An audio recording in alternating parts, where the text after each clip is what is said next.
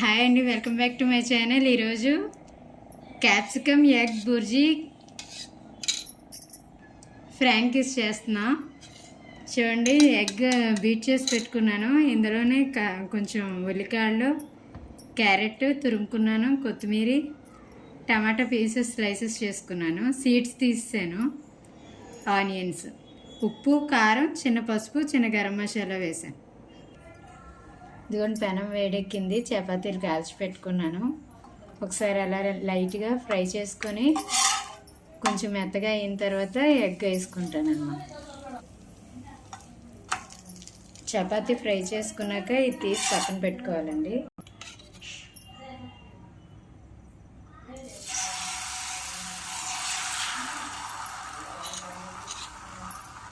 Egg omelette ఇలా వేసుకున్నాము.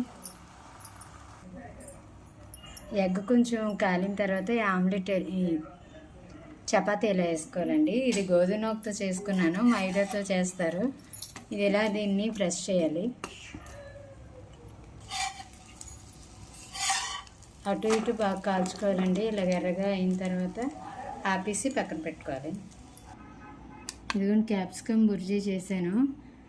ప్యాన్లో ఆయిల్ వేసుకొని ఉల్లిపాయలు, పచ్చిమిరపకాయలు అన్నీ బాగా వేగిన తర్వాత క్యాప్సికమ్ వేసి అది బాగా వేగాక ఎగ్స్ కొట్టేసి వేసాను. ఉప్పు, కారం, గరం మసాలా, పసుపు అన్నీ వేసాను, అల్లం వెల్లుల్లి పేస్ట్. ఇదిగోండి, ఇవన్నీ ఇందులో వేసుకుంటున్నాను. ఇలాగా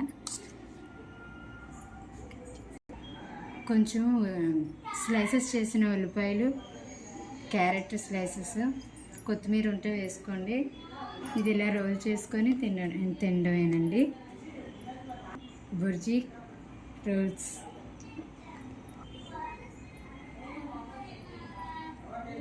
capsicum egg bhurji frankies ready అయిపోయిందండి. ఇలా తినడమే, రెడీ టు టేస్ట్. మైదాతో కన్నా గోధుమ పిండితో చేసుకుంటే చాలా ఎనర్జీగా ఉంటుంది. మా వీడియో కనుక మీకు నచ్చినట్టయితే లైక్ చేయండి, షేర్ చేయండి, సబ్స్క్రైబ్ చేయండి. Thank you.